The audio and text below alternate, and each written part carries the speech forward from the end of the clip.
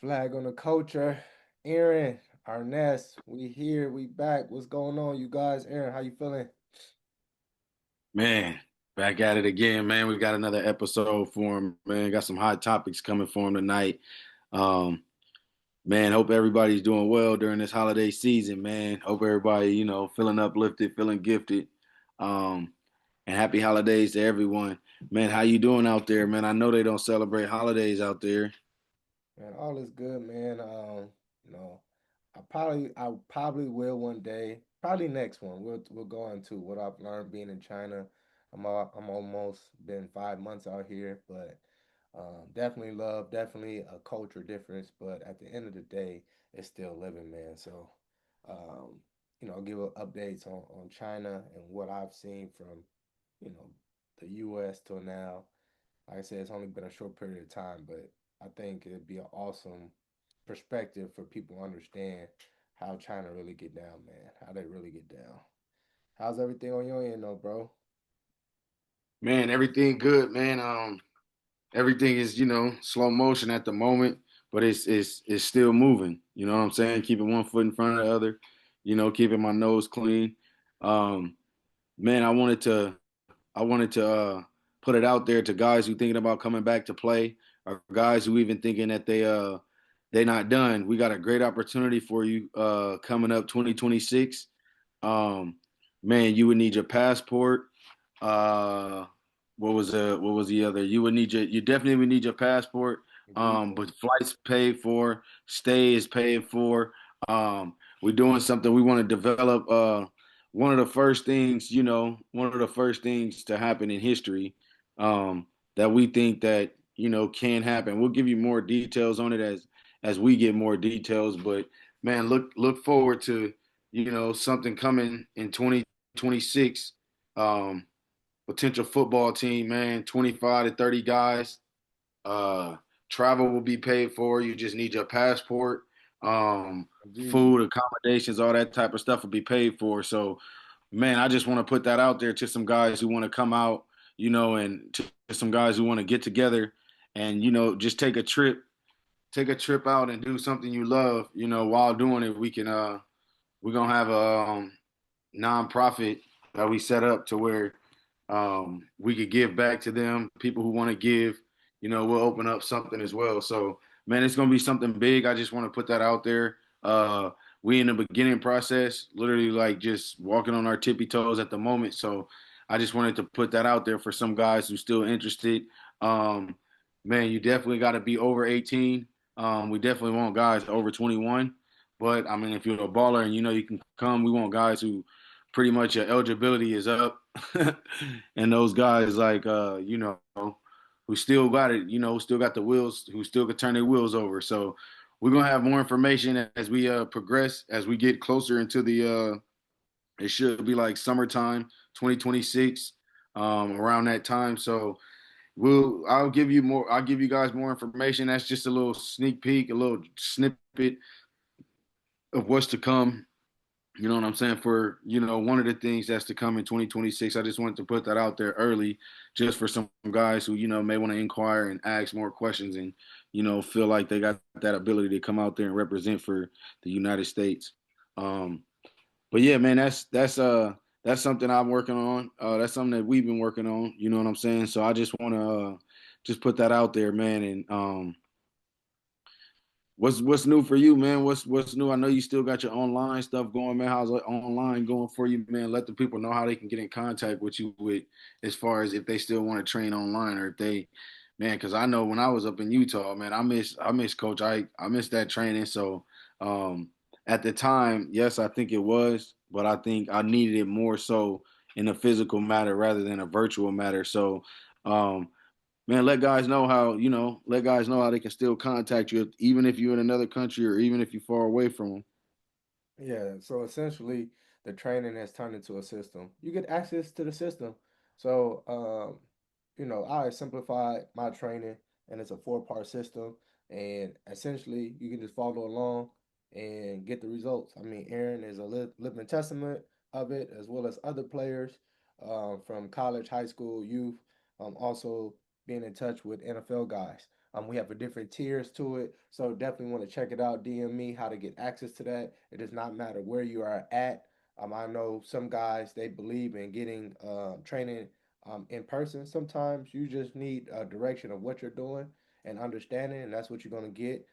We have, like I said, there's different tiers, and we go into recruiting, how to build your brand, understanding film study, building football IQ, all these things. So it's very high level. Get access to that, and then as well as we have a coaching system as well, where I have, I give coaches, whether you want to be a DB coach, whether you want to be a defensive back coordinator, a coordinator, a move up to become a head coach.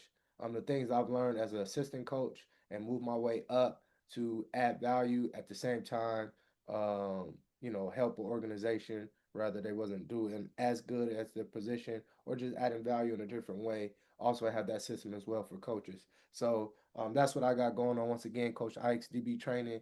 Hit me up on TikTok, Instagram, and we'll get to work with that, man.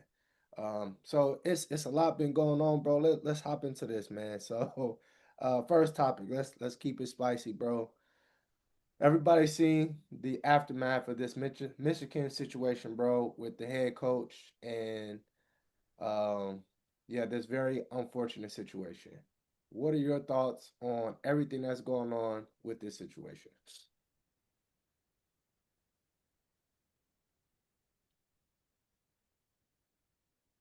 Man, I think but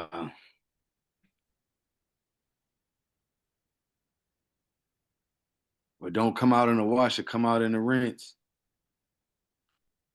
Man, I think that's a perfect example right there of something that man, I feel I got a little sympathy for him, but also don't. You know what I'm saying? Like I think he felt like he was bigger than the program just for the position that he was in for him to be as public as he was. Um, what other reason would allow you to be that public with a wife at home? Um, regardless of how you switch it up, regardless of how you play around with it. Yeah, I just think it was a dumb decision that didn't have to happen, but it's definitely going to be very eye opening to college football, man. And I think it's something that brings light to every program now. And I think just because it didn't happen to certain programs, they tighten up on their situations where they don't get caught. Because I think that's going on all throughout the college, the NCAA. I think that's going on all throughout NCAA. Just think, bro. A lot of these coaches are up at the school for 12 to 14 hours, bro. And I didn't say they going home taking breaks. Some of them are in like coaching student housing, like in a sense, you know what I'm saying? Like in a spot to where where it's not necessarily where it's maybe closer to students rather than adults, you know what I'm saying? Or closer to people that's administration. And when people get tired of administration on lunch breaks, they want to go to the closest spot to rest so I just think it was a dumb decision, bro. I just think it was a dumb decision ultimately, but um he's not the only one to get caught. I just think the way he got caught was one of the stupidest ways that you possibly could get caught. And then having to face charges of home invasion, stalking, breaking and entering. Um, I just think like with him having all that at stake as far as the Citrus Bowl against Texas, um, I just think it was just bad timing, bro. I think it was honestly bad timing for him. Like regardless if he was going to be gone out of the program, he still did a good enough job to where another program could have picked him up. Now he's made he's like off of everybody's list. You know what I'm saying? They might even name this after him, like the Moore clause or something like that, or like the they something's coming up, something's coming out, like something funny is the internet's gonna do something like more than what they've been doing to make this more so a humor. But what's your thoughts on it, man? What you think about that? What you think about the situation, bro? So I don't have much to say about the situation itself. You know, he made his decision. It's very unfortunate. I had two things that I wanted to bring to light. This is a learning lesson. Um, your character and your integrity is not important more important than your role, your leadership role. So even if you might have no character and integrity and you get a position, you see that you'll lose it or people won't follow you. Man, I'm very unfortunate that he lost it due to his actions.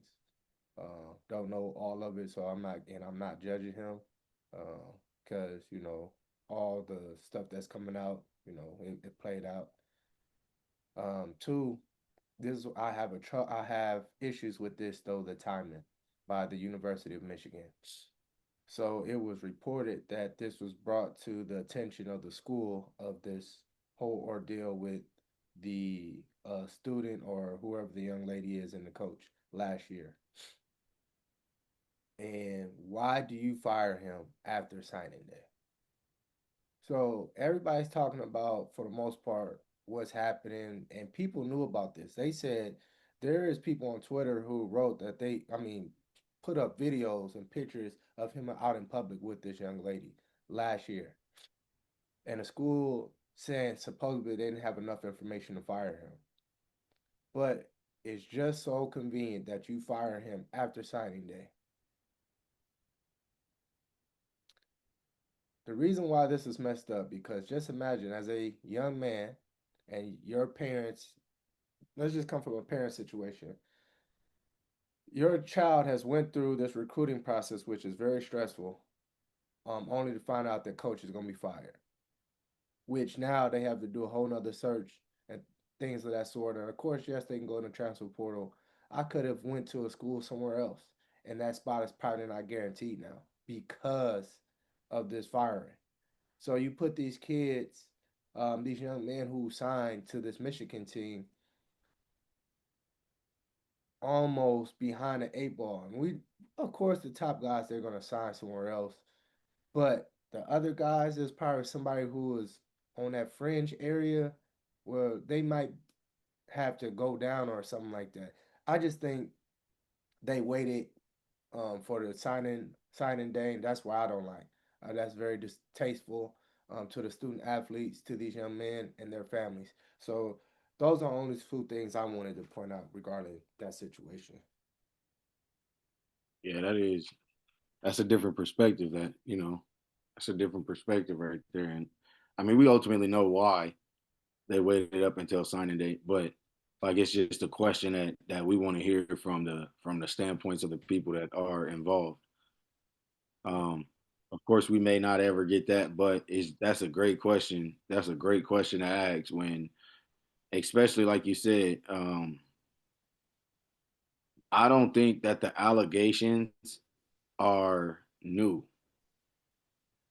I think that's an old past situation, and they had enough evidence at that. Not even at that point, they just had enough evidence built up on him to where they could charge him with all those things. I don't. I personally. I mean, I don't know how true it is about the mental health thing we're getting. I don't know about. I don't know how. I don't know how they're trying to draw the picture to make that man look. I also think about the fact that he's black. You know what I'm saying? So I don't. I don't. I don't want to believe everything. Does that make sense? Yeah, yeah, you don't know what to believe. I mean, it, there's different parts of it. I mean, there's really, for the most part, him, her, and God know the truth at the end of the day, and it all gonna come to light. But yeah, it's just it's messed up what they doing, and we already know nobody's bigger than the program, and they was gonna protect that program more than anything. Like I said, it comes at the expense of these young men and women. That's why I'm all for these kids taking advantage of these resources that's given and don't feel bad because the school is going to do what's best for their business, as you just seen, and we just discussed right now, man. Yeah. So Yeah, man.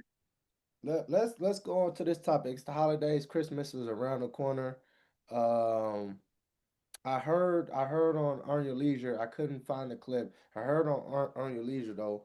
Um, they talked about what is a reasonable amount that you should spend on Christmas, and they gave a percentage. And he said that you should spend 1%. Rashad said you should spend 1% of your annual income. What are your thoughts about that? Well, I just have thoughts on what's a reasonable amount to spend on Christmas. For his 1%, that is gonna tie into what I'm saying because I feel like a reasonable amount to spend on Christmas varies in every different family across the world, across the country, across everywhere. Um, so I think ultimately it depends on how you prepare throughout your entire year financially. Um, no exact value needs to be spent. I just advise those who can't afford it or who aren't in a good financial situation to. I just advise them to be wise when it comes to how much they are going to spend. But I feel like for every family, it's different. Like there's no number, there's no percentage, there's no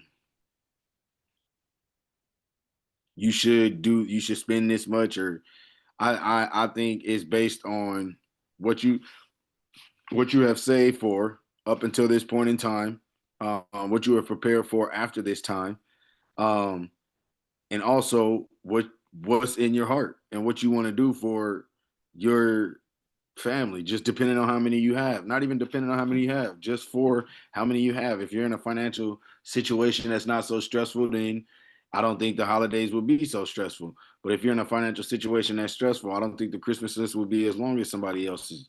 So um, I really don't. I really just say like be smart with. You don't have to go all out on Christmas. I personally would go all out on a birthday before Christmas. If you ask me, that's the day of your birth. That's the day that you were created. You know what I'm saying? So for me, I just feel like whatever is a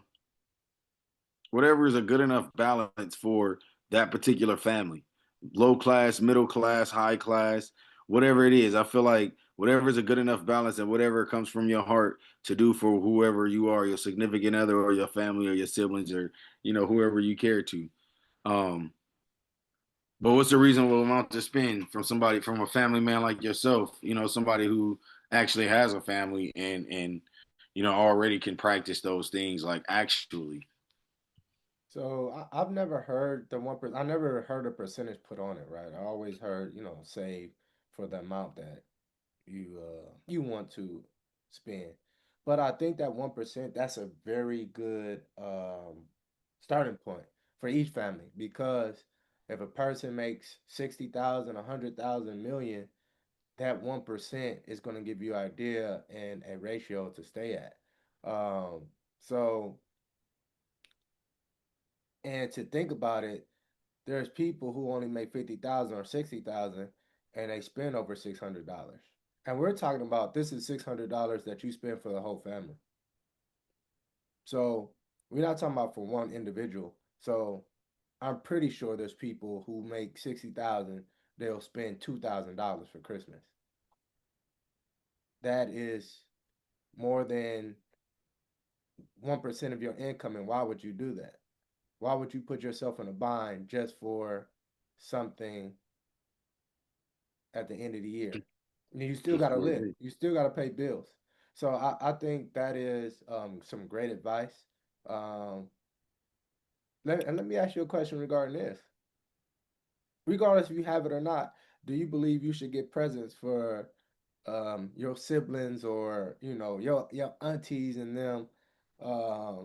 And because you don't have any kids, but do you think you should be giving them gifts as well outside of your own family?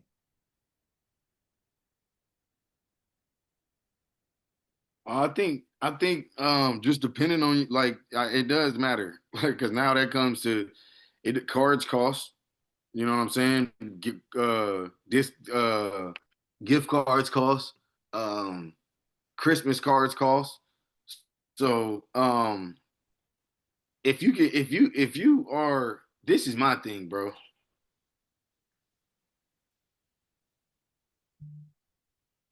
I'm not just doing something for somebody because of this day. It's about the relationship. It's about time spent. It's about communication. It's about a lot of those things, especially because this is the last month of the year. Don't think you just finna come and I'm just finna come just, oh, he's nice. He's gonna do this because he's nice and he does it every single he does no. My Christmas is a little different. It's based on behavior and communication. So like, man,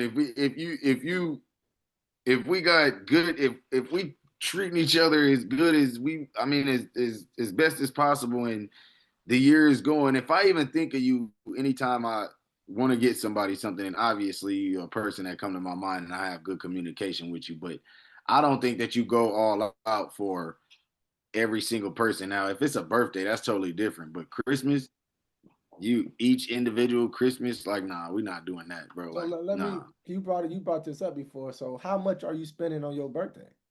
What Alec say a percentage because a percentage for everybody is different. So yeah, based off the income. So how much of your income are you allocating for your birthday? That's where it depends on how much I'm making. Like that's where it depends on how much I'm making. If I'm in a high class rank, then I'm the type of person that is going to use my resources. Like I'm gonna try to get a spot. I'm gonna try to keep it as cheap as possible. I always try to do not try to keep it cheap as possible, but I always do things to try to save a buck, but still make it look good. You know what I'm saying? So I think yeah, for my birthday, I think it'll be like a bringing up that 1% really got me kind of leaning towards that. But I personally like for myself, bro, I'm the type of person that will go on a trip by itself. So I think like 1% or less, like 1% or less, or maybe even like 3%, three, one and a like 3%. Um, yeah, I think like in between 1 and 3%, I'll say that, just depending on where you are in your life, because man, you only turn that age once. You know what I'm saying? So I feel like that's more important than just like a holiday that everybody celebrates. You know what I'm saying? Like this is a special day that a lot of people don't know about.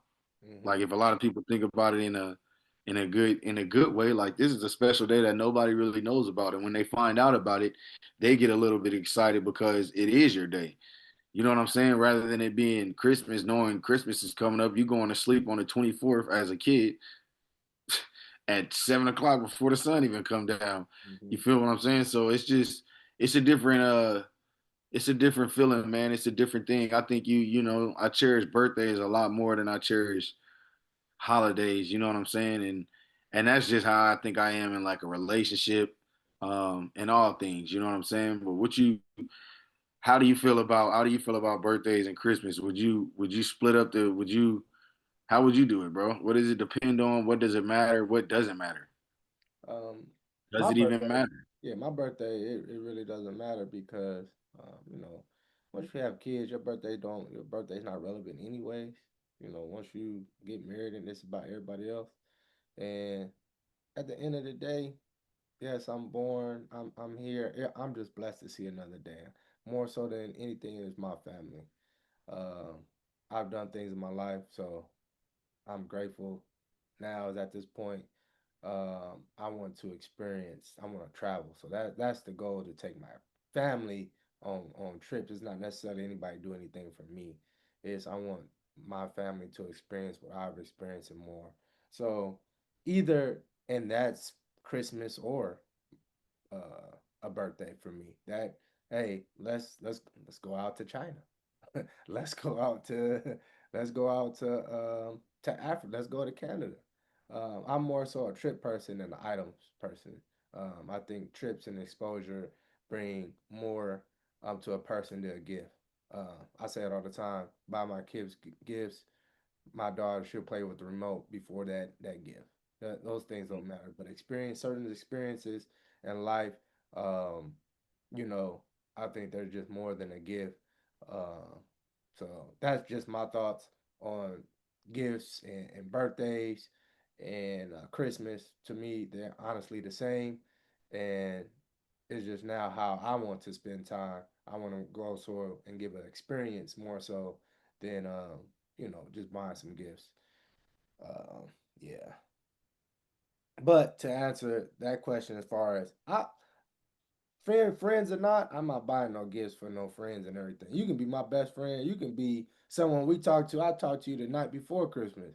I'm not buying you no gifts. I'm You feel me? I'm buying my family, my immediate family, my children, and my wife gifts. I love my mom and dad. I'm grateful. Love my parents and my siblings.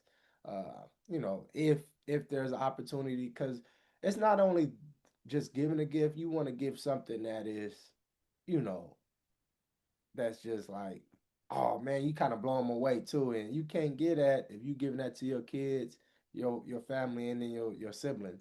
Like, yeah, somebody give you a gift card or some socks, you be like, oh, thank you, but it's like, come on, man, you could have just saved this, could have, could have just got something else. Grateful for it, but yeah, yeah, Yeah, I mean, I don't do it to everybody, but if I'm in the presence of somebody and it's their birthday, and I know it's their birthday, I'll immediately do something to show them that I cares about their days.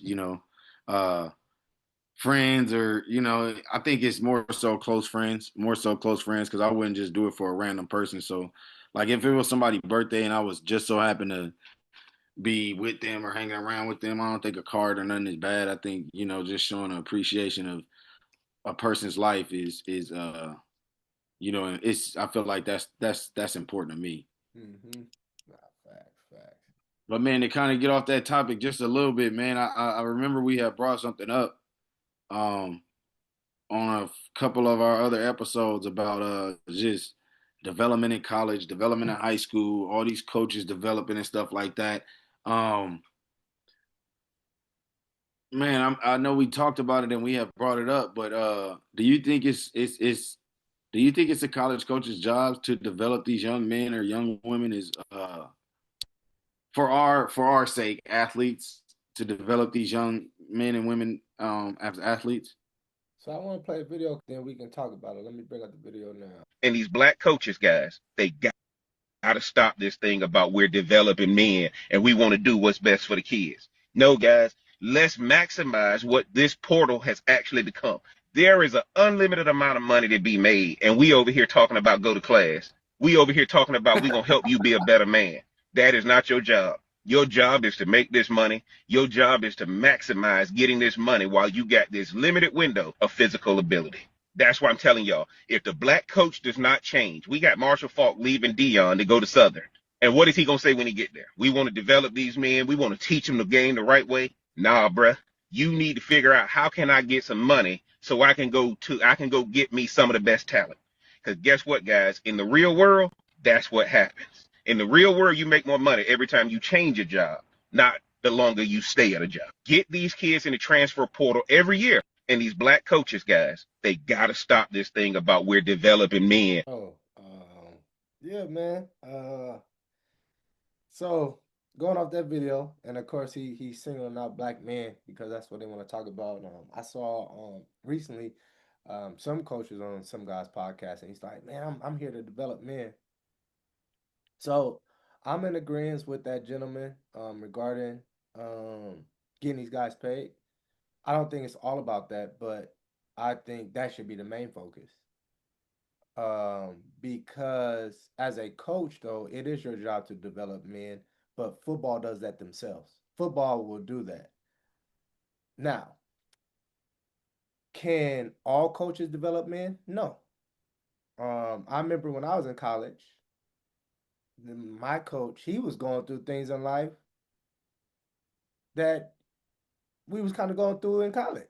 So it's like he's going through the same experiences that we're going through. Now he can try to tell us like what's going on in his life and like, hey, you guys shouldn't do this, but he was still figuring it out. So how many coaches across the United States can really help and shape? We talking about making a real impact and tell them, because for the most part, a lot of these coaches are young. A lot of these coaches are trying to figure it out. And let's be honest, a lot of coaches are looking for a payday as well. This is why coaches move up the ranks, because they want to get higher pay. I think if they'd be more transparent, like, hey, I'm trying to get you guys paid. And if it doesn't work out, well, we have something along the line where you got good characteristics, you have good discipline going forward, and you know how to operate and talk, and whatever happens after football. But to say I'm here just to develop you, I don't need you to develop me as a man. Okay? I need you to help me with my goals as an athlete. If I say I want to go pro, that's what you should be working on. You shouldn't be, but that's also at the same time, depends on the kid. If the kid is like, hey, coach, I'm going to go to the NFL, and the coach tells you, man, I'm, that's all good and dandy. I'm here to develop, man. Maybe you shouldn't be going to that school, because they probably can't get you to the NFL. And we talking about in development wise. We're not talking about off the field. Yes, I think off the field, but we're talking about on the field. What can you help me? How can you help me be a better athlete at whatever position I am to help me get to my next level, regardless if I get there or not? Can you help me? Can you assist me to the best of my ability as a coach? Because that's your job first. That's the first thing it should be for me to get better.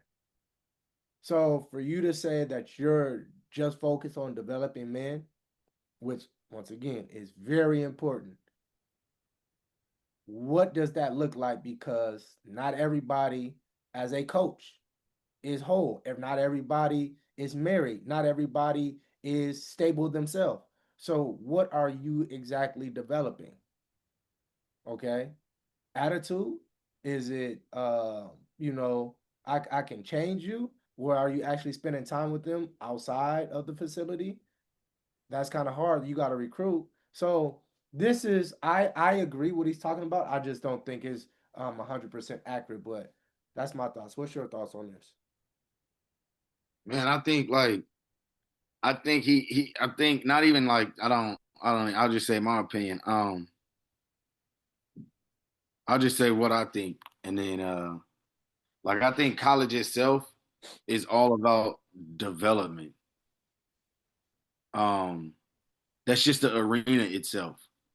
You as a freshman, you're developing, you're shedding flesh from 4 years of high school.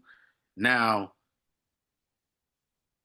being used to being woken up every day by mom or dad, now you're in a position of where you're not being woken up, and now your responsibility kind of enhances a little bit. So I think that whoever you meet that is in a good enough position that has a good enough platform to develop an individual, they should be able to develop that individual in more ways than one.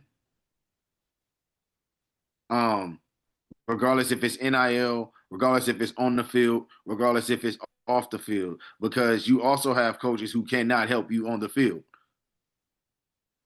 So now this coach's strength is helping you develop character off the field. What if he was a better community person? What if he was a better person within the community that help fundraise and help raise in-house money now that could help you get NIL money or something like that. You know what I'm saying? So for me, I just think you have a part in a young man or a young woman's life that has to do with developing them into the next phase of their life. Um, Even if you take, like I just was saying, I don't mean to be repetitive. Even if you take coaching out of the picture, what can you do to develop this person's life? Like you're you want this athlete to come to this school, but if this athlete can't influence people around him, do you really want him at your school, regardless of his GPA, regardless of anything like that? Like, but so what you saying? Take the money. With you saying, okay, yeah, you can teach a person how to open up resources and be a better marketer on Instagram. But now, are you teaching this person how to manage these funds when they come? Are you teaching this person how to manage these companies that are coming in and talk to them? So I think, um, for me, like I said, this would be some kids' first time leaving home, bro. Like, um, a lot of things in life can become unhealthy at that point if you don't correctly guide a kid or guide a young man or a woman in life. You know what I'm saying? I think college is one of the pillars of life. If you have the opportunity to go, um, if you have an opportunity to go and attend the right school for what you want to pursue in life, um, you can either leave a memory on a young person or be a person that they don't want to remember. And if your mentality is to naturally help others, you won't allow others to drown while you swim. So what I'm saying is, like, if you're in a position as a coach and you understand a child might be going through something, uh, or a child is facing something that you went through in your time, I think in your time of even going to college or in your time of even growing up in life, I think that's where that character development comes in at, because not every kid and not every child is blessed to go to college from a two-parent home. You know what I'm saying? So, like, it's a lot of kids who just were athletically blessed and got there, and now they're dealing with small situations that if only a man could have taught them growing up, that now you don't fail to fall to situations. But that's where coaches come in at. You know what I'm saying? That's where those coaches come in at and help you develop. So I understand what he's saying, like, as far as the time, like the time it is, try to get in that window, try to do all that type of stuff. But man, we gotta also understand, like, we not here to pimp these kids out. Like, and everybody, I hope everybody got a mentality that you don't need anything off these kids, but if you put them in the right position, I think if you develop this kid in the correct way, y'all all eat. You know what I'm saying? And that's not even. So let me ask you a question. And other than Mills, what is another coach in your life? Because you went from high school, college, JC to university. How many coaches have helped you? We're not talking about giving you information on the field and in that facility, that you build a relationship off the field while you're still there. Because you can build a relationship after you leave that, so that's easy to do. Coach Mills is the only person who's done that for us. So how many coaches that you know that continue to be with you even off the field at that spot?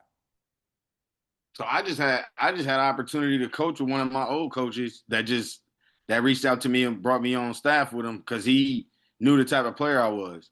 Um, I train in town, so I train a lot of my old coaches' kids. Wait. Um, So this is after college. This is not during this college. is after college. This isn't like now. See, this is what I'm talking about. I'm talking about who was somebody, a coach though, who was still talking to you while you was there, not after school.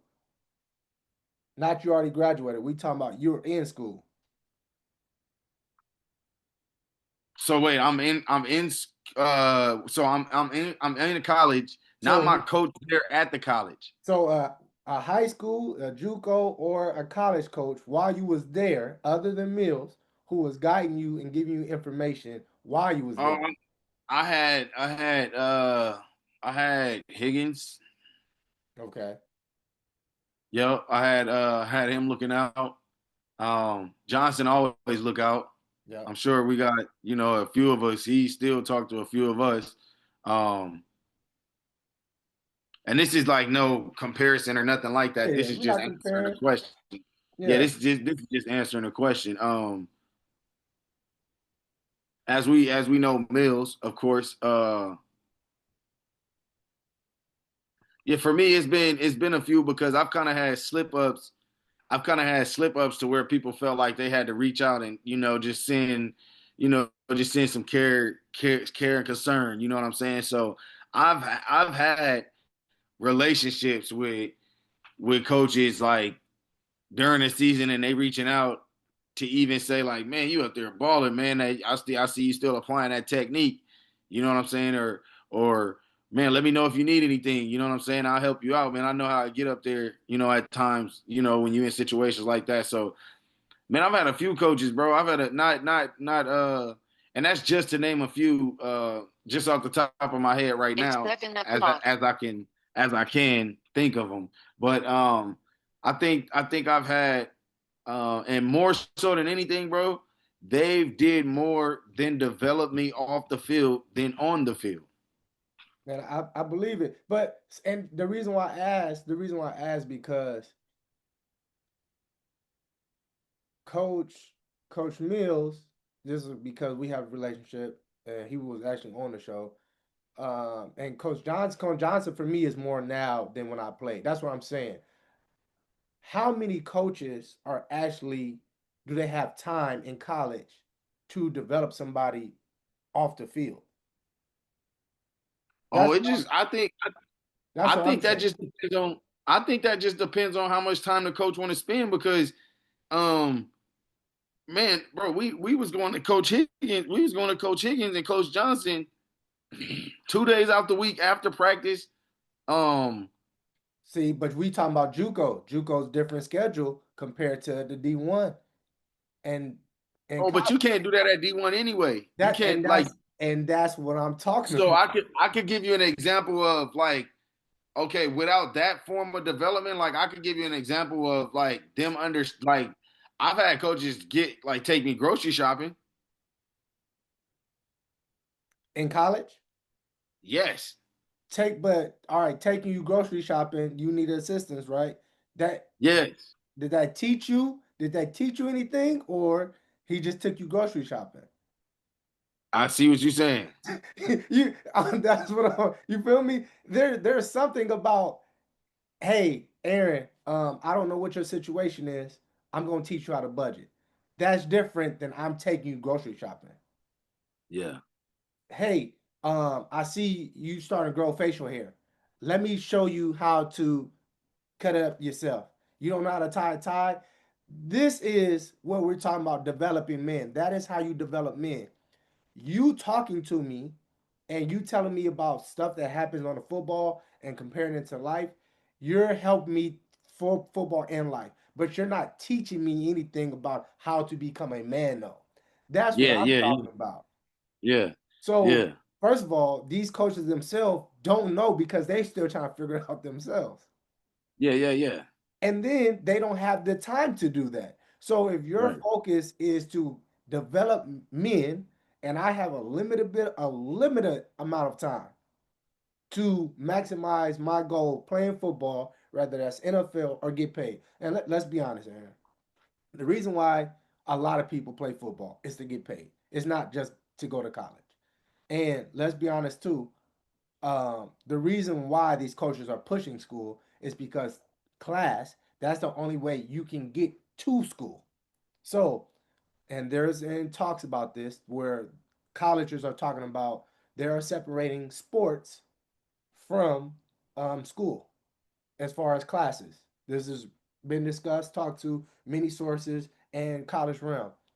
They're on the cusp of are talking about this. So they're saying we're just gonna pay you to be an athlete. If you want to go to school, you'll pay for it. I guarantee you, if that's the case, you will not hear a coach talk about classes at all. It's only because you need class in order for you to get up to that institution. That's the only reason why they're pushing it. That is part of their job. So this is why I understand what he's saying because other than and I have some great coaches, mind you. I have had some. I've been blessed. All my coaches are at high levels, making impact. And we talked about things that had to do with life. But as far as them teaching me, like this is how you operate as a man, that was not the case. When I was there with them, that was not the case. We talk about stuff now after because they have grown, they realize. But when I was there, it was about football and getting me better, which it was supposed to be to maximize me to get me to the next level. So coaches developing is so important, but you should be more so developing the skill set for that athlete and help them along the line. Now, like I said, unless you're able, you have more time that I don't know about, and you actually to spend time with these kids and actually, develop a relationship with God and this and that. Yeah, that's a little different. Now you talking about some things as far as yeah, you come over to my home, we have Bible study and all that, or we go over budgeting or we go over how to these things. Not too many coaches are doing that. So yeah, we that's why I agree with him, but at the same time I don't. Yeah, I hear that, man. I hear that. I kind of I could, like I said, I see a broad perspective in that topic right there. I see a broad perspective there. Yeah, yeah. Next hot topic, what you got for us, man? So is it okay to be a people pleaser? Is it okay to be a people pleaser? What are your thoughts about that, man? Hmm. I think it's important to find balance. Um, while being considerate of others is something that we value and things like that. But I think it's essential that we prioritize ourselves first. You know what I'm saying? And initiate healthy boundaries for ourselves.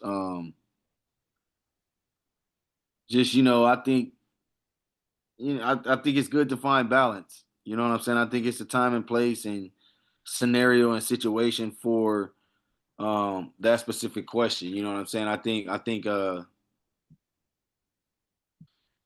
if you find a good balance between and I don't think it's necessarily being a people pleaser. I think it's more so of being a people person. You know what I'm saying? Because if you're trying to please someone, I think you're trying. You know what I'm saying?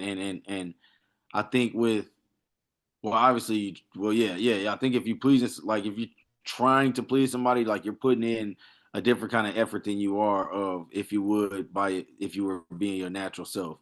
You know what I'm saying? Like, I wish I can give you an example, but I just feel like you just gotta find balance in between what you feel is focus on being authentic to yourself and mutual respect in relationships and just focusing more on yourself more than anything. I think I don't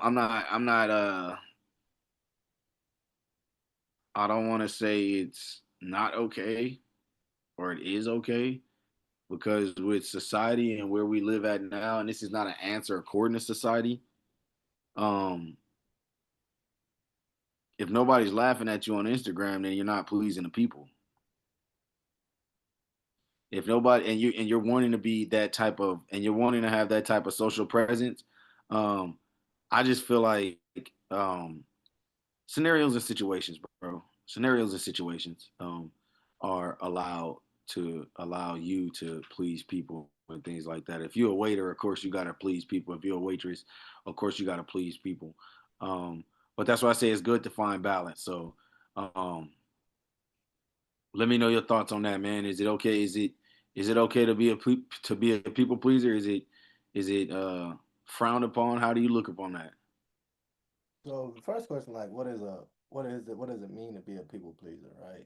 And I think for some that is different. Uh, me personally, I think it's not even just pleasing other. You care so much about other people's opinions, so much too. Um, and I think that's self doubt because if you was assured in yourself, you wouldn't be worried or trying to please everybody.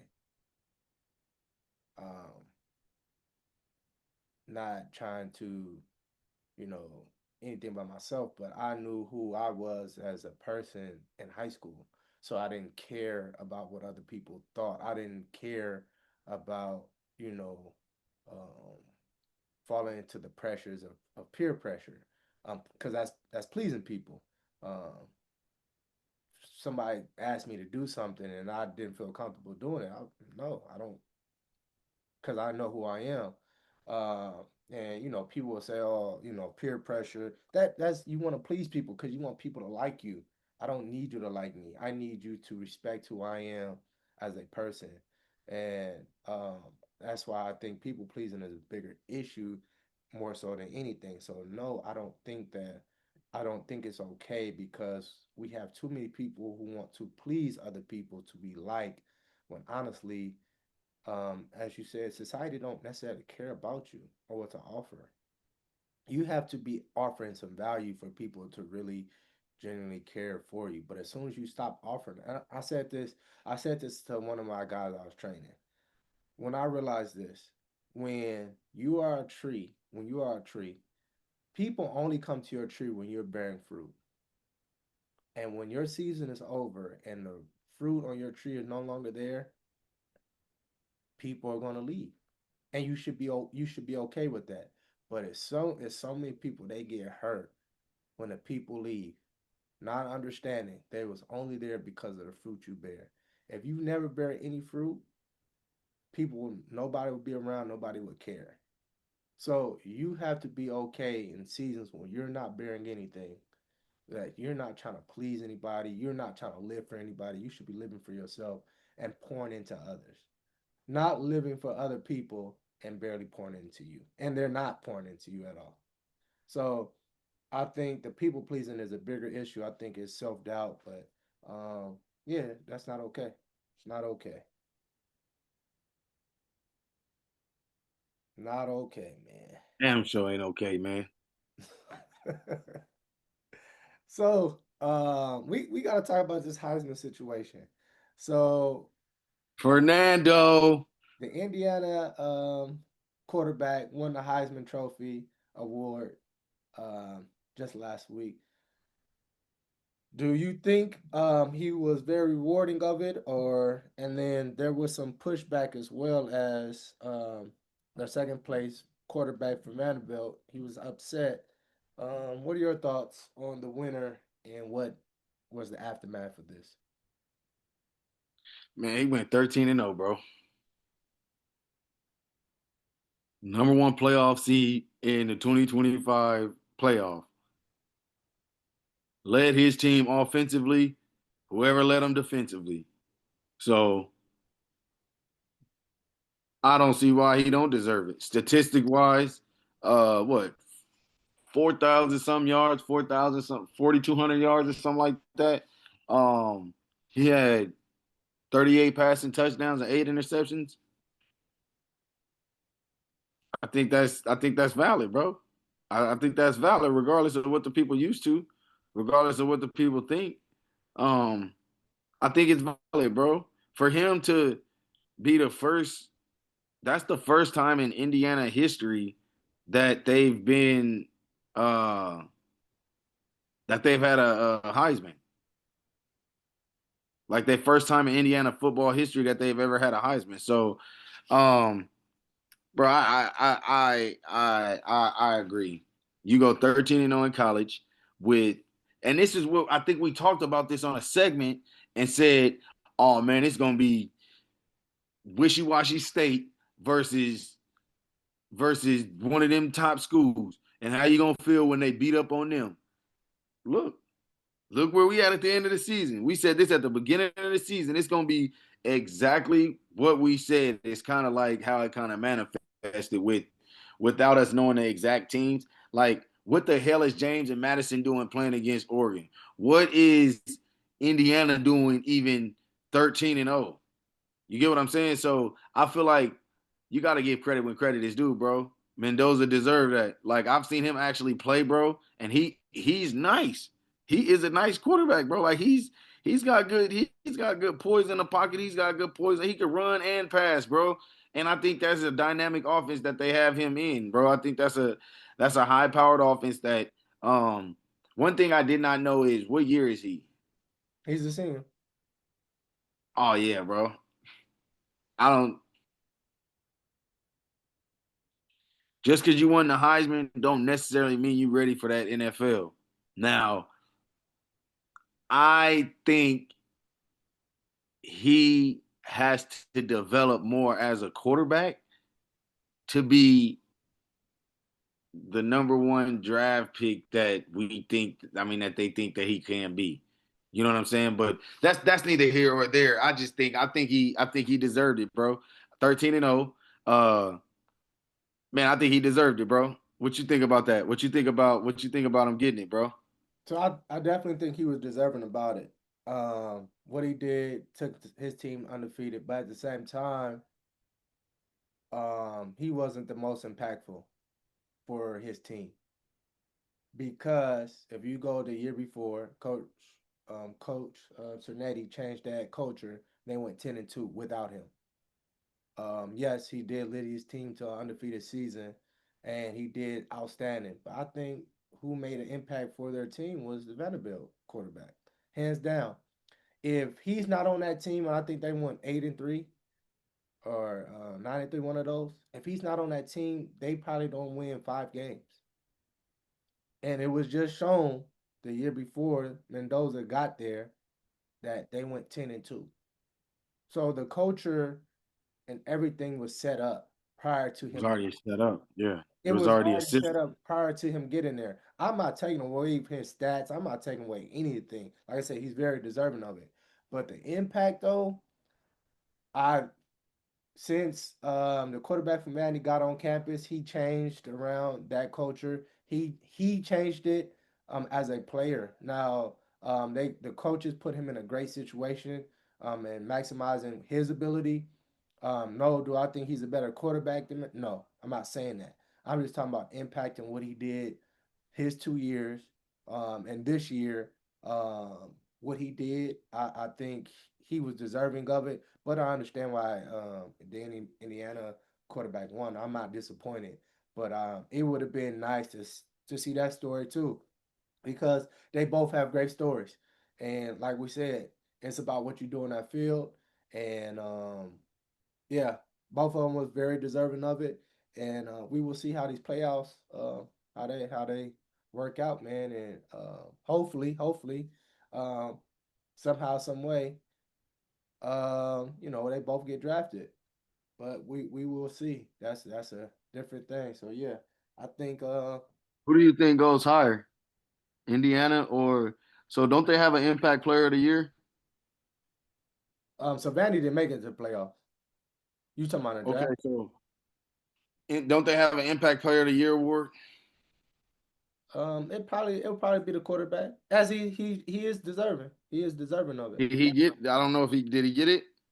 I don't know. They probably will. I mean, there's nobody Heisman else. be the last one. Heisman be the last like show. Yeah, yeah. So I don't think there will be anybody else who is more deserving of it of him.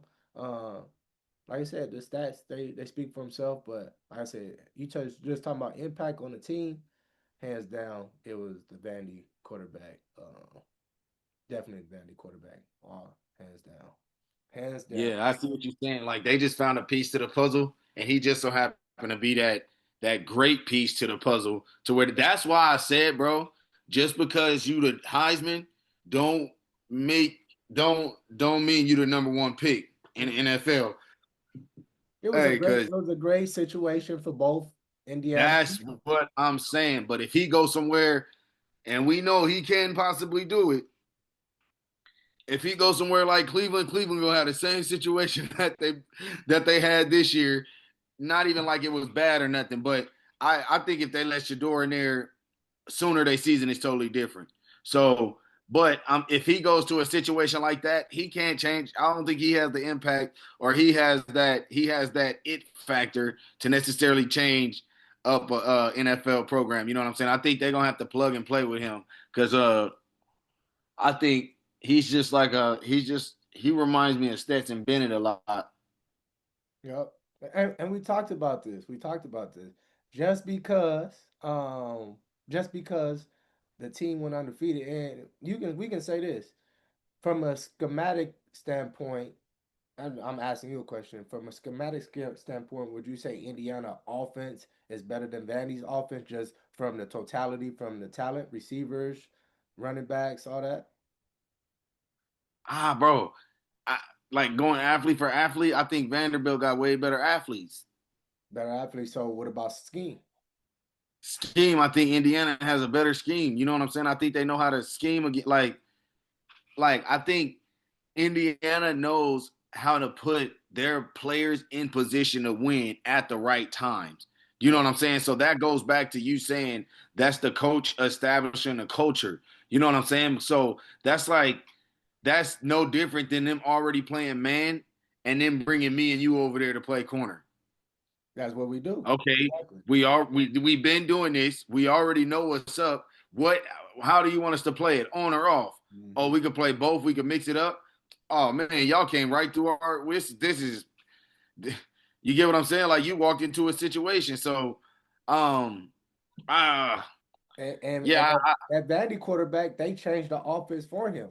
So yeah. they made it work out for him. They No, built around him. they made it work out for him too, but they didn't have anything established prior to that. Vandy was a laughing stock for the last prior to these last 2 years, a laughing stock since Jake Cutler. Man, I heard Vanderbilt is one of the, Vanderbilt is is like a Stanford of Harvard of the the South. SEC. Yep, Stanford of the South. Stanford of the South. That's right. That's what you said. So Vandy has not been good. The last time was my fault. It wasn't Jay Cutler. It was when James Franklin was there. They was competitive, right? But yeah.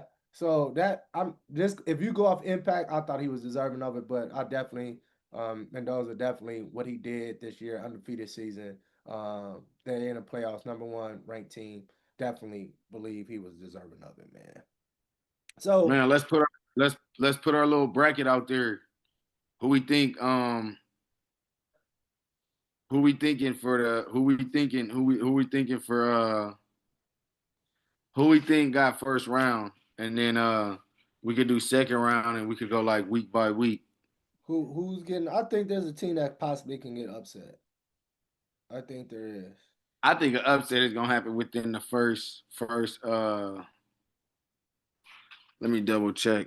Um I think definitely somebody's going to get upset. Everybody keep talking about James Madison. Y'all need y'all need to check out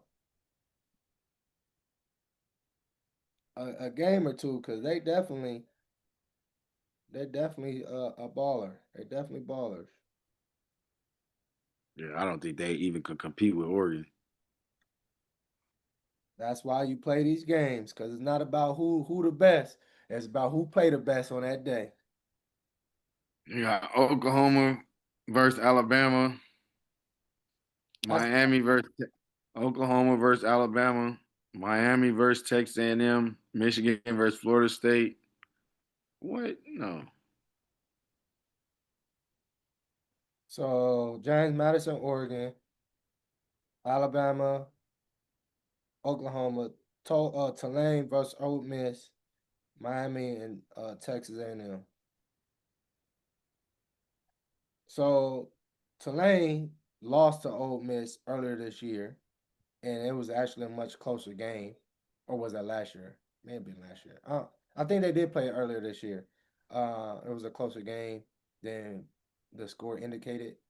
Uh, so I don't think Ole Miss lose, but it's a possibility. I see Oklahoma losing. I'll be surprised if they win. And then Oklahoma playing who? Alabama. You And then seen Alabama? They played each other already, yeah? I don't know. I don't recall. And then Yeah, I think when you put Alabama in the playoffs, they just got a different little spirit. and I don't think Alabama good, but I just think No, I just think Oklahoma. they a better team than Yeah, Oklahoma. I don't think Oklahoma. Yeah, their offense is a little shaky. That's why Yeah, I think Miami gonna win. I think Texas A&M gonna get them out the way because they D line. But hey, we'll see. And then that's James Madison, Oregon. I think that's an interesting matchup right there. I think that's interesting. I don't think it's gonna be a blowout how people think. Bro, I think that score is gonna be like 35, 42 to 21, Oregon. Yeah, don't think it's gonna be a blowout like people think. So all right. So you got Oregon winning. They're gonna play Texas Tech. Who you got out of Oregon and Texas Tech?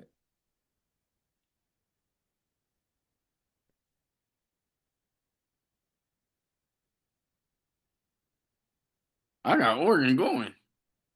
Well, I So think Oregon and Ohio State. you got Oregon winning it all. Okay. I So think it's gonna be Oregon. No, no, not winning it all. going I to think the they're gonna make it all the way going. to the Got Natty. gotcha. I think Texas Tech is I think Texas Tech is gonna beat Oregon. Um, Indiana gonna play Alabama. I think Indiana gonna beat them. I think Ole I Miss. think Indiana is gonna lose in the semifinals. So who you got? You got Ole Miss beating Georgia. I mean, playing Georgia. You got Georgia beating them or winning. I mean, losing to Ole Miss. Oh, I got Georgia winning, bro. You can't do nothing with Georgia at this point in time. So I can see Ole Miss beating them just because they're gonna really rally around. I think I can see them beating them. I'm not gonna say they're gonna win, but I can see them beating them. I think they had a coaching change over there already. Yeah, Lane Kiffin left, but that's the reason why they're gonna try to prove that the kids gonna play with a little more if, a little more. We'll see if it works out. Uh, Oregon, Alabama, Miami, Georgia. and then Texas A&M gonna play Ohio State. You said Miami, so you said Miami gonna beat Texas A&M. So who gonna win out of that Miami Ohio State game? Ohio State. Ohio State is about to go far. Like they're not. Are they good? They healthy, right? Yeah. Yeah, Ohio State. Ohio State. It's gonna be. I think it's gonna be Ohio State and probably Oregon or Indiana.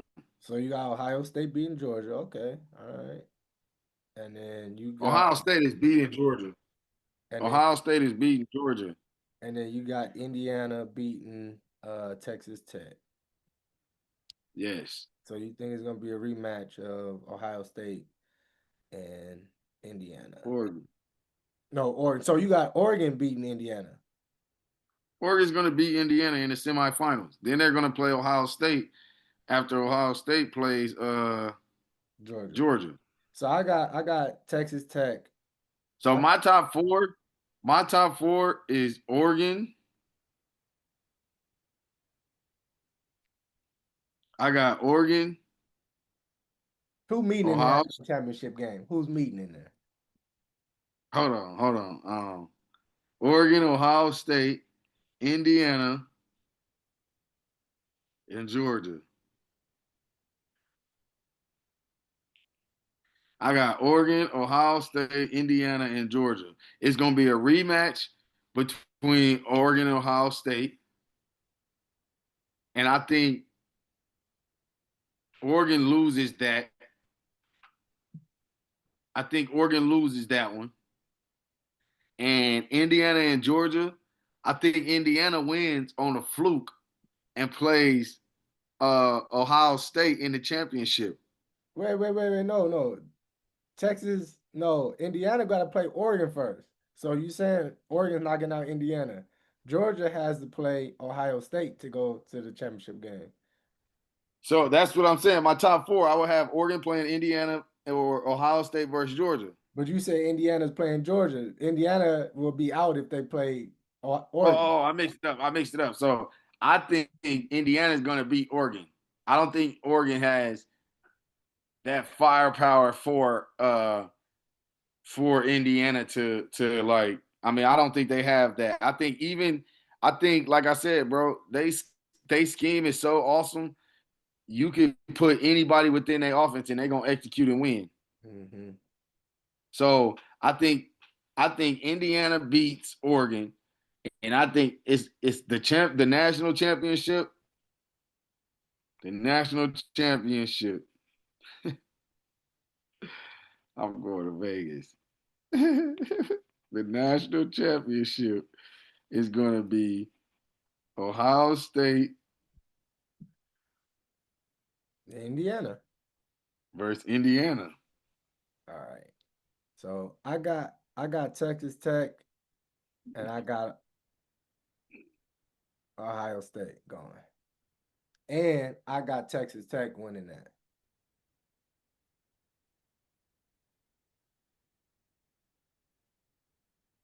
I think Texas Tech they're the You think team. Texas Tech playing with a vengeance? They playing with the. They are a dangerous team. I seen them play. I'm like, man, how they I was like, okay. They defense is balling. They got a run game and they can throw. I was like, that's just I'm talking about they forcing turnovers. They had the best linebacker this year. Um I think Indiana is a good team once again. I think it's schemed up. I think when it comes to now, um, it's gonna come to a tight game, but it's like who's the better athlete? I think Texas Tech has better athletes as of right now. As of right now. But could be wrong, man. I think Texas Tech, Ohio State. I think Texas Tech gonna surprise because Ohio State. I think if they play Ohio State, rather they play Ohio State or Georgia, they gonna spread them out, and people do not. They're not comfortable spreading out. I don't think Ohio. I think Ohio State secondary got exposed during the Indiana game. I mean, I don't think Indiana, I don't think Ohio State secondary is all like that because they have a D line, so you can't really see anyways. But yeah, I think they gonna get exposed because Texas Tech gonna spread them out. I think they're gonna be ready, man. I think Ohio State is. This is what Ohio State is made for. This is where they made to play. Like they just about to go for what 4-0. We gonna see. Yep, we gonna see. Yep, 4-0. That's 4 weeks of football. I know it's extended, but in reality, not in reality, but ultimately, just think about it like the season. That's 4 weeks, 4-0 real quick. Knock that out. Prepare your mind because your mind is going to prepare your body. You also while preparing your body, you know what I'm saying? Because it's going to be a nice journey when you get to that end and you're able to hold up that trophy. Yep. I've won a championship before, so it felt real good. So it also feels good to be playing football around this time, man. You finally get to layer up. You get to kind of change up your style. You get to kind of see like, man, that short sleeve stuff ain't so, the long sleeve stuff ain't so bad after all. You know what I'm saying? The tights and that's just when I really found out when I was at, Mount Sac. It got kind of cold one of our practices. So that's just something that I found out. And, And I also played in the snow before too. So and, I and win, mean, winning the championship too, it's better to lose early than late. It's better to lose early than late. Texas Tech lost early. Ohio State just they lost early compared to where they are right now. So I think they have an upper hand because you lost. You know that feeling. You don't want to have that feeling again. But yeah, yeah, we will yeah, see. they both on the road, man. They on the road like toilet paper, man. So We'll I'm see. excited to see what it brings, man. I know they come out this weekend. They start this weekend. So we're gonna see, man. We're gonna stay updated, man. We're gonna keep y'all updated as well. Yeah, yep, man. So we got one flag, man. This is gonna be a heavy one right here. Do you think it's a flag or no flag for a parent to be transparent with their upbringing with their kids? So we're saying, let's say if I'm a parent, and now, my kids, I'm telling them, what I've been through in life or whatever it is, so they have a understanding of how they was raised, right? And of course, we're talking about when they are of age to kind of understand what's going on, and things of that sort. So, what are your thoughts on that, flag or no flag?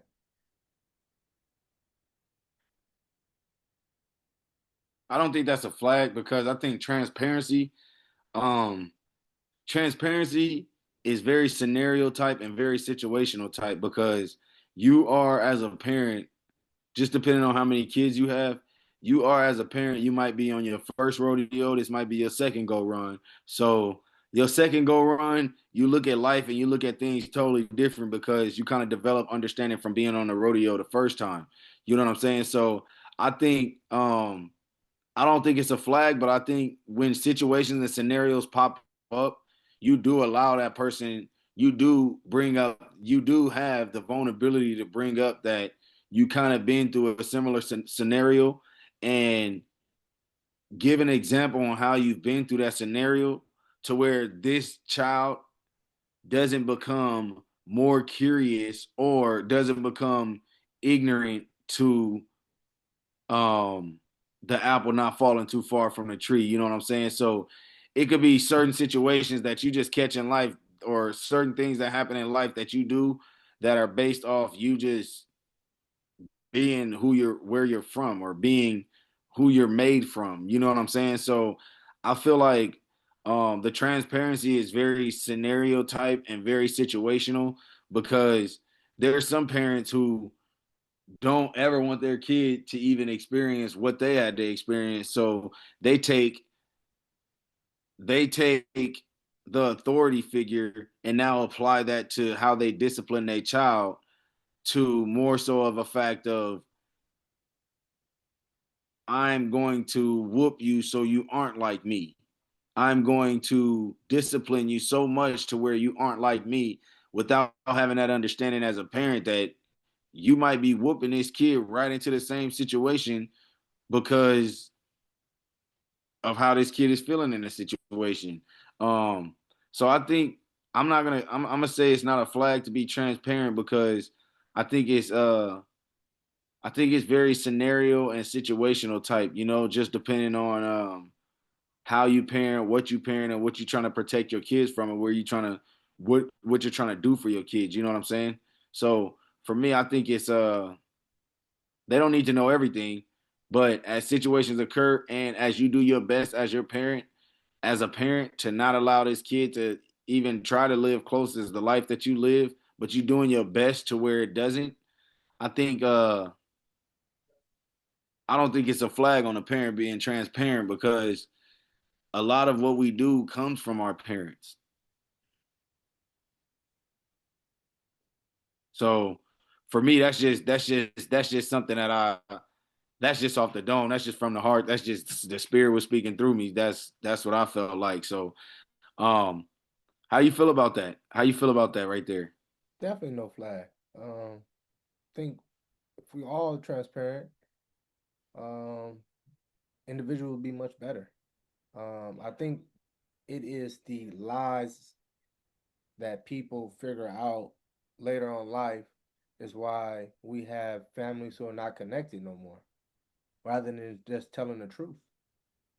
Um, we want to lie so much, like we're saving somebody, but you're not.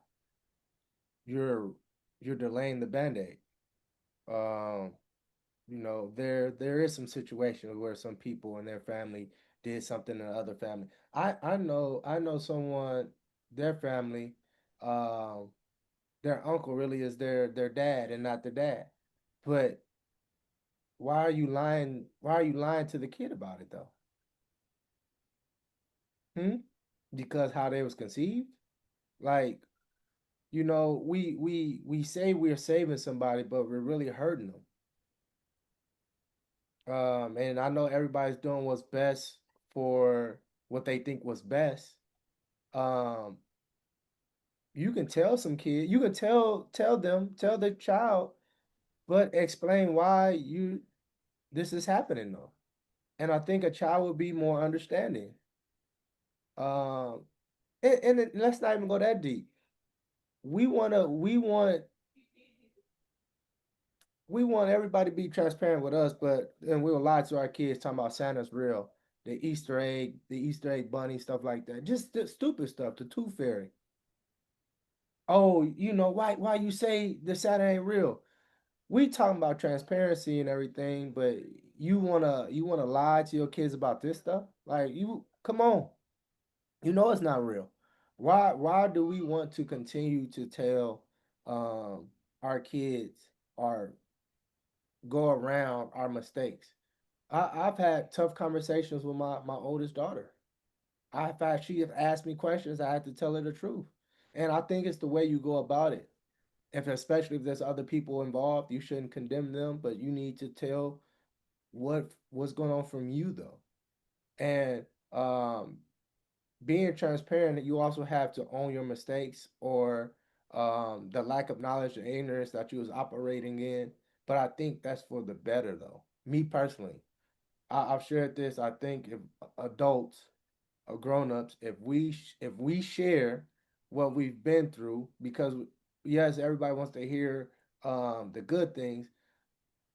Kids and individuals also learn from mistakes of others. That's wisdom. When you be like, oh, they did this, I'm not gonna do that because I saw the results of it.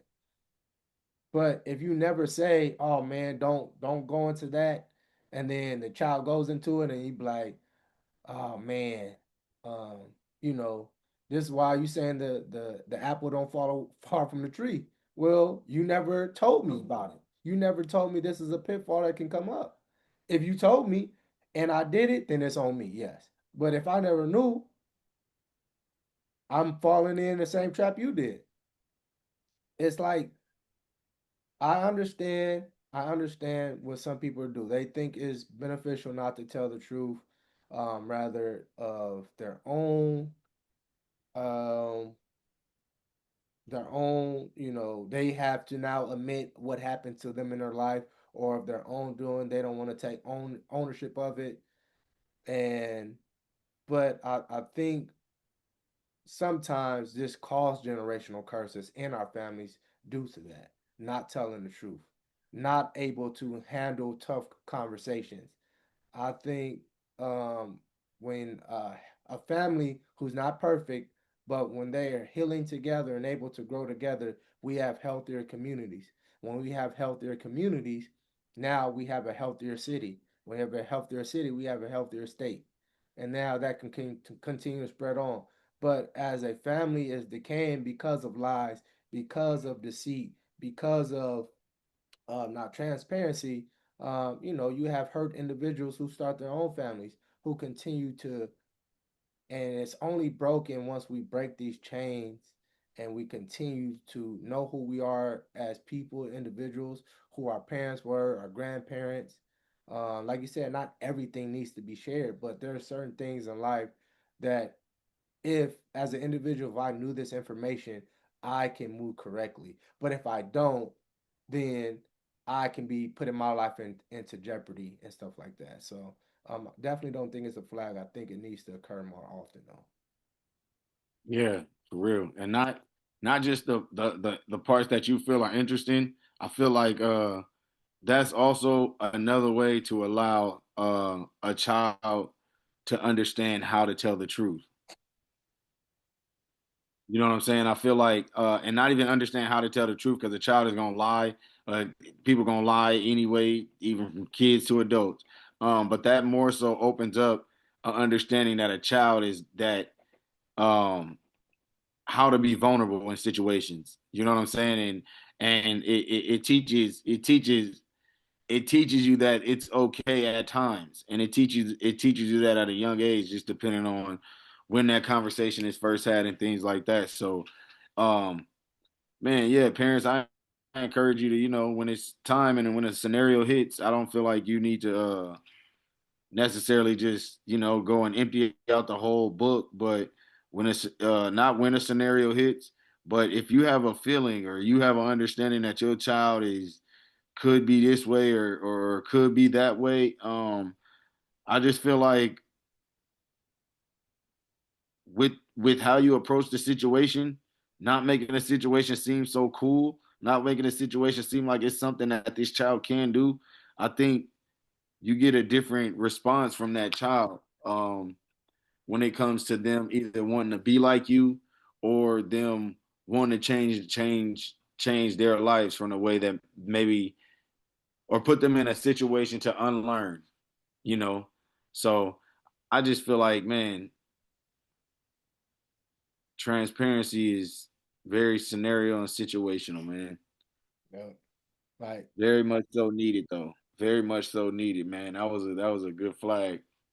yeah. Just for fathers, like, you know, a lot of fathers are scared to have daughters. Well, you have that conversation with your daughter about what's going to happen sooner than later, because it's a lot of men who do not know how to have that conversation with with their daughters regarding boys and stuff like that. and some people who don't have the conversation at all. Rather, if they're not in their life or it's too late or they just don't know how to converse, be transparent and let your daughter know what's going to happen in life. The same way, fathers, you should do this for your sons. Let them know what's going to happen in life. But if you hope that, oh man, I hope I raise them right and they make the best decisions, you need to equip them just like anything else.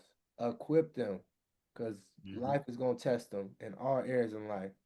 And they're only going to pass the test based off how the information and how much you have prepared them for the test. Now, some of it, yes, it's their own choosing, but you can't be like, hey, I never taught you that. You can't you a parent as a parent one of the worst things like, man, you never taught me that. I didn't know that. That's probably one of the worst things to hear from a parent from your children. Man, you never taught me that. How am I supposed to know? Man, you right. That's the same thing like a coach. You coaching somebody. Oh, we talked about, man, we never talked about that. Who was it on? You can't get mad at the player. You can't get mad at the child. You never taught your child that. So just like we talk about coaching so much, it's coaching, parenting is the same thing. You gotta teach your kids what's gonna happen, what's what is the road ahead, and be transparent with your upbringing. Not to the point where it's detrimental, where now your kids are looking at you in a certain light, but more so to give them some insight of how you see certain things, right? And Yeah, and teaching is not just telling. For yeah, some parents out there that think that, teaching is just uh I told you so, or after the situation happens, you say, I knew that this would happen, or something like that. I just think with parents like that, they lack the capacity to have the care and concern for what this child is going through. Um, and I think with having a better understanding of how to elaborate with that and how to give that off, um, actually, I think with understanding when the time and the moment is, that's really the biggest thing that parents got to realize. Like, okay, is this the time and moment to do this? Like this is a situation where this happened and I give it to him now, or do I allow something else to happen to see if it'll enlighten or if it'll take light off or something like that. I think parents got to be not parents got to be, but I just think like more so telling this child rather than showing and telling, just how we used to do at kindergarten when we used to have to bring something. If you forgot something, you had nothing to go in front of the class to show. You know what I'm saying? So now is it any longer show and tell? No, because now all you're gonna be doing is telling everybody what you got at home. So this is more so of a show and tell situation, and um, you can show them by taking them through examples from telling them, not I told you so, where the situation occurs, you see the apple about to fall off the tree, and you like, nah, they'll be all right. But then now they get in a situation and it's like, hmm, you know what I'm saying? So I think with moms, dads, or anything like that, it's more so of understanding the correct time on when to show your children when it's the correct time to now have those important talks, have those important conversations, and also have an understanding that parents got to take the ignorance out of it to think that you are trying to be a better parent than what you were parented, but you also got to understand that your child is going to go through very similar things just because they come from you. You know what I'm saying? So just having that understanding, that's just one thing that I feel like, as a growing man in this world and a young man who wants to have his own family and things like that, I think those are foundations that I set up for mine. You know what I'm saying? In order to have those necessary talks and those important conversations. nah, man, definitely important, man. Nah, this was a great one, bro. This was a great one. We talked a lot of topics, bro. Just to keep it on a lighter note. Uh, what's your thoughts on Shador, man? He's played 3 games. Uh, what's your thoughts on these last 3 games he's played? I think Shador Sanders played after his first game. I think with the interviewers, he said, this is just one game. just imagine what I could do in the whole off season. So, like, what I took from that was just imagine him getting reps with these guys who he played 3 games with. He threw for 400 something yards, didn't he? Yeah, three something. Yeah, He threw for 300 something yards. So he's been consistently doing that in his career. You feel me? He's been consistently doing that in his career. I hate the fact that he's under the rookie contract to where he just can't like pull the transfer portal NIL in the NFL. Um, but I think bro, I think he grows, bro. I think he's always been the starter. He always has been a starter. But I think since they got that Dion clause within his contract, they trying to show the Sanders family that they're not bigger than the program. And I don't think the Sanders family is necessarily trying to show that they're bigger than the program. They're trying to show that they're very resourceful, just like others. Like we can use our resources that dad made for us just as everybody else should be able to do. You know what I'm saying? So it's a lot of people that don't think Archie Manning is that good, and the only reason why he's in that position is because of his last name. So we got to have the same respect that we got for Shador, for other guys out there who get hit hard already just because of where they come from and who their family is. So I think the way these guys take the criticism and the way these guys take the heat and they take everything from fake fans and fans that are fans week 1 and then turn around and be believers week 10. Man, he does a great job, bro. He really does a great job, and he ultimately gives God his thanks every single day. I don't know the man and know that he does it every day, but I believe in him that he does it every day just for the simple fact of uh, how not to sound so Christ-like or not to sound so like he's like God or something, but how he rose up to the occasion. You know what I'm saying? Like how he has risen up to like everything that people could have said, everything that the people have said. Man, I think he in a good position, man. I think they build around him, and Cleveland Browns is a team in the next 2 years, bro, and it can happen. It happened with Chicago. Look at Chicago over there. Look at Detroit. They built that culture over there in Detroit, and look at it. So all they got to do is get that head coach up out of there, get whoever dislikes Shador up out of there, and build everybody around Shador. Dylan Gabriel is nothing wrong with playing a backup and being a backup, bro. There's nothing wrong with that. Now, I think Shador has had more production, so you got to go with who's producing more. You know what I'm saying? And then ain't nobody coming to the game like that if Shador, like if they hear Dylan Gabriel is like it's more of a hype for like it's more of a hype for Shador. You know what I'm saying? And if the name is ringing, let the name keep on ringing, man. You know what I'm saying? Like I don't think that I think I think he's in a great position. Ultimately, I think they're trying to stump on something that can't be stumped on, and that's the biggest takeaway that I take, man. Like, man, when you got God in your life, you got to understand that he's not closing a door. He's not going to dim a light. He's not going to do anything. When he says it's time to shine, baby. And you're going to do your thing every single chance you get, every opportunity you get, regardless of anything. Now, it's up to you what you do when I give you that opportunity. But I think every opportunity that he's been given with the lack of practice that he has had with these guys, incredible. I'm not incredible, but good, bro. Like you've done a good enough job to where I could trust you with the team next year. And I'm saying the whole year. Like if you just so happen to have an unfortunate injury, God forbid anything happens or anything like that. But man, this is your team now, bro. So y'all gonna have to get on this Shador boat and we're gonna ride it until the wheels fall off. What you think about Shador, bro? What you think about, what you think about him? I think showing the same talent that he did in college. I mean, the ability didn't go anywhere. I think you got to just stop turning the ball over, and I think that's just as a rookie, right?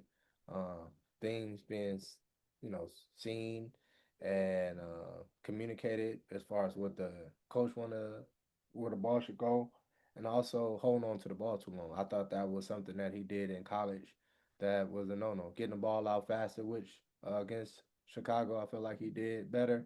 But yeah, I think it's definitely moving in the right trajectory. My question is, if next year head coach is there or not, whatever, right? Is Deshaun Watson is back? Do you keep Deshaun Watson and it be Shador and Gabriel who have to fight for the starting position? That's No, the next question. That's the next question. no, no. You like for me, you keep Deshaun Watson. You keep Deshaun Watson and you give up Shador or you give up Dylan Gabriel. But you also need to get another OG in there. Like you need to pick up an OG right now. They need to pick up somebody in free agency. Like whatever top quarterbacks are in free agency right now, like they need to pick somebody up, bro. Like they need to pick somebody up just for just I know he's got the leadership, but just for like it's different in game moments that some different quarterbacks can and can't teach. You know what I'm saying? Ain't signed nobody now. It's 3 weeks to the end of the season. Well, 2 weeks now. So I'm just saying pick somebody up. Not right now. What I'm saying is pick somebody up where like pick somebody up older than Deshaun Watson or pick somebody up Deshaun Watson age who has been more productive than Deshaun Watson? in their career, yes. So even if you can get bum Mariota, even if you get bum Mariota, he What? doesn't have to play. Listen, he does not have to play. The So you effect talking about that the he can have. mentorship? I understand what you're saying, but Yeah, bro, you don't, man. I'm not talking about play. He will not get it down for my team. yeah, we're not talking about down. You talking about you don't think it's a better mentorship for Deshaun Watson for Shador than Mariola?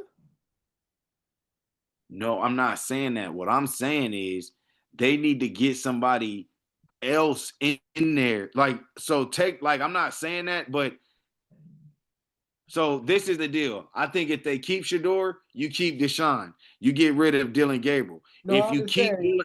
I If understand you that, keep but I'm if talking you about keep you. Dylan Gabriel as your starter, now you need somebody else because him and Deshaun Watson is a different like skill set. So you want But four if you plan on quarterbacks. keeping all of them, You if want you four plan on keeping quarterbacks. Nick, what they just do? Well, they traded Flacco out of there, and But they what did they have? Like I'm going off of what they had and like kind of how I think they're gonna be returning. Like I think they're gonna return. I don't think they're gonna do that next year because they, Okay, now if they yeah, because Deshaun, you gotta think Deshaun don't count. He's on IR, so now he's gonna be back. So it has nothing. We're not even talking about money and nothing like that. We're talking about who should be good. I mean, who wins the job and who's winning. And we're not talking about the politics of it. We're just talking about who do you think will produce the most victories for them? That's what I'm saying. I think you do a two quarterback system, bro. Nah. What? I like Shador. I'm sorry. I think I think Deshaun. I haven't seen Deshaun Watson play in 4 years. I think healthy or not, right? I think. First of all, I think that system is. I think Cleveland is not a healthy team at all. So Program for nobody. yeah, for anybody. So it don't matter. I don't know how Garrett is doing it. Shout out to him. I hope he breaks the record too. Um, Man, what do you mean? He plays a position that nobody else needs to worry about. He true. doesn't play he's already in a leadership role. So that's like Max Crosby. Like, all right, I'll just go get like 3 or 4 sacks and still have a good season this year. I'm still gonna be the I'm top talking at about my position. staying there though, wanting to stay. I'm not their jobs. I'm not saying that. I'm like wanting to stay, like signing an extension to stay. That's what I'm saying. Oh, I think Miles Garrett is signing an extension, He bro. already I think did. he He already oh did. yeah, yeah, yeah. That's what I'm saying. Like I don't know why he wants to. That's what I'm Oh saying. yeah, yeah, yeah. He's got some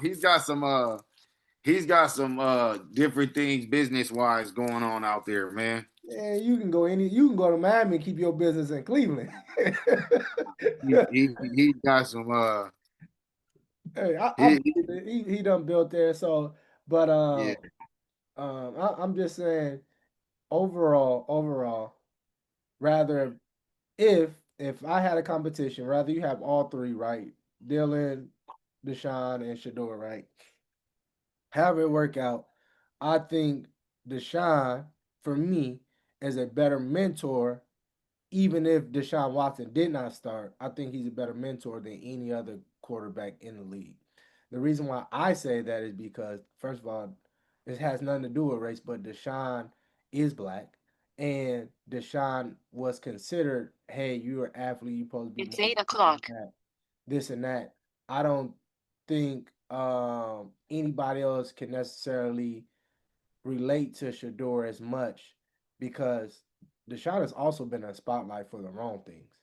And Shador is not that he's been in the spotlight for the wrong things, he's been in the spotlight as well. And he can be like, hey, bro, this is how I've learned how to operate this and that. So that's why when you said Mariota, I was just like, that's definitely a positive, and he can tell him what he sees. But as far as a standpoint off the field, I think it's not even close. I think Deshaun would be someone if he is that leader though. I don't know. And they work out on the offseason together because they work out with the same. Oh, bro, I think off the rip, he's already being that leader just because who else are you going to be as a black man in that locker room for that young black man? And I think that's just off the rip. That just comes from you being black. So our relationship started because of how they did you. But I'm gonna show you how to deal with how they did you because this is how they did me. Like, and now when Deshaun didn't been at Deshaun the number one pick, No, he not number one, but he was top. Yeah. top 10 pick. Mm-hmm. Yeah, so Shador wasn't. So like now that like they kind of both have that limelight where they could share about the limelight. You know what I'm saying? So like I agree with you, and the only reason why I said um if they do the four quarterback system thing again, then I think you need a guy older than Deshaun Watson behind somebody like Dylan Gabriel. So now it's very situational scenario type towards life, towards more so not development. I don't want to use that in the National Football League terms. I don't want to use that and say that, but I just feel like if they were going to do that four quarterback system, that's the only reason why I said they should have another guy behind Dylan Gabriel. But yeah, bro, I feel like Shador is definitely he got held back this year. I think he could have had Rookie of the Year. Um, they kind of took that away from him, and that's another thing too, bro. We also got to look at politics on that because I believe when Shador first started practicing, they seen what he could do, and he did a lot. You know what I'm saying? But then when he got used to being in that system, I think Shador should have been could have been a Rookie of the Year. I think he could have been a Rookie of the Year, bro. I mean, possibility. I just I'm not doubting it. I personally think that. I think with him playing 13 games, he gets he's still like, bro, he's more talked about than what we're talking about now. And it's crazy because they kept him relevant this whole season and he's only played 3 games. So you would think that he's played a whole entire season. I mean, the NFL is I, I they smart. Prior to any player coming out of the draft this year, you can't tell me anybody hotter than Shador. So I don't- this is where the business aspect that we're we are going to piggyback off the attention that you have and bring it to the NFL. So why not? You feel me? Why not do that? So him being relevant, him being relevant was a part of it. Was is a part is part of the business. But in actuality, he wasn't relevant like on the game. That's like we kind of talked about it. Me and Rye, as far as there isn't too many people that you know. There's people we know that's in the NFL that's on a team, but they don't play at all, and yes. nobody else in the NFL knows they're on the team.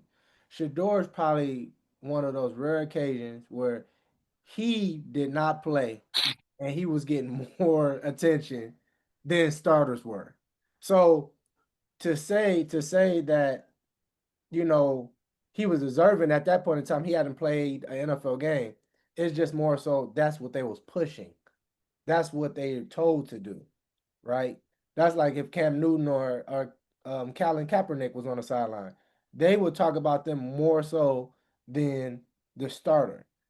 So, but the other guys actually have won games, been MVPs, and went to championship games. So their attention is a little more merit than Shador's because his is from an audience that he brought with him through college. So the reason why I bring that up is because we're talking about attention rather than deserving to play. I think those are two different things, right?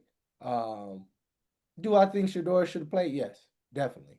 Um, but it's not because of the attention they was giving him. I think he was just Cleveland. They were not winning from the beginning. Why not give him a shot? You gave everyone else a shot. Go ahead. And I think they see what they're gonna do. Now the thing is, next year, regardless of the coaches there or not, we'll see with Deshaun Watson coming back what they're gonna do. And let's see how he finished out. He got finished out strong though too. Yeah, last 2 games, so that'll be at least 5 games under his belt in the NFL where, and I think he almost close to 1,000 yards throwing. Yep. As long as he keep those interceptions down, because this he threw three last game, and one of them was not his fault. It was great play by the DB, great play. But get those turnovers down. But I'll just mention this though, because Peyton Manning, his first year, he led the league in interceptions. So it shouldn't matter at the end of the day because it's just their first year. You got to learn, let them learn, and that following year, let them continue to progress and get Oh better. yeah, if you're gonna do it this year. Do it this year. If you're gonna do it, you get what I'm saying. And then think about it, bro. How many first team defenses has he gone against? The game is moving at a different rate for him playing 3 weeks in a season. Like it's moving at a different speed. I'm not making excuses for the man or nothing like that, but it's moving at a different speed. Like I don't care how much film you watching, who you watching film on. Like So how is your preparation for film? you brought up a topic because Coach JB talks about it. He only played one defense out of this 3 game winning streak. This 3 games that he played. These He's last only played against one style of defense. there was the Bears. He played the Raiders, and that was his first start. Raiders are terrible defense. And then who did they play the week before? Um, After the Raiders, that they played the Titans. Titans defense is terrible. He threw for 300 yards, and he just played the Bears. So, yeah. So this is all these things go into it though. This is why you just can't look at it from. You gotta look at the whole picture and just pull it back. And be like, okay, um, ultimately, these next 2 weeks is going to be because these going to be some division games. So we're going to see what he's actually made of. And I think he can do it. I'm not doubting. I think he can do it. We're just gonna see if he does raise to the occasion. That's it. Yeah, I think he will, bro. I think he'll be perfectly fine. I don't think they'll put up a lot of points, but I think they'll be productive. Yep. Yep. We Because saw. I don't think they're necessarily used to putting up a lot of points at this time. And I'm talking about from a receiver standpoint, running back, and other receivers. They're not used to getting on that scoreboard like that. So their bodies and mentality is to I just need a catch. Mhm. So when they start developing that winning mentality that Shador got, and he brings them along the road, then it'll be a total different mindset as far as putting up points. But like we said, the egg is barely cracked, so they barely just start peeling it. So it's a good thing, man. God bless them, man. I'm proud of them. I'm proud of them, and I don't even know them, but I'm proud of anybody's success who could take the devil and body slam him and keep him down there, I don't want to get fully into this topic, but do you think it's wrong that we talk about him more than Cam Ward? No, I just think with how podcasts go and how trendy things are, it's no point in talking about Cam Ward. This is not a Tennessee radio. We're not like on Nashville radio, Tennessee, to where we're gonna hear about him all the time and stuff like that. I think more so like uh, are you saying in a sense of him being a number one pick and him having a season that he's having versus to Shador? Oh, hell yeah, we should be bringing him up. Hell yeah, we should be bringing him up. See But this? then again, I don't think he's in a system that I don't think he's in a thriving system for his ability. I don't think he's in a thriving system for his ability and what he has. Like, you know what I'm saying? I think he needs. I don't. I think they in a They're both. gonna build around him. I think they both in a mess up situation, but Cam Ward started from the day he got there, first overall pick. But we talking about just in this segment, we're talking about Shador over Cam, and I don't even want to go deep, but I feel like it's wrong. It has this is just the politics of we only talk about stuff that is trendy rather than what is going on in this situation of NFL um, life. Like Philip Rivers had to be called up, who hasn't played almost 4 years to NFL game, but yet and still they have rookies. They have a first round pick that they just drafted.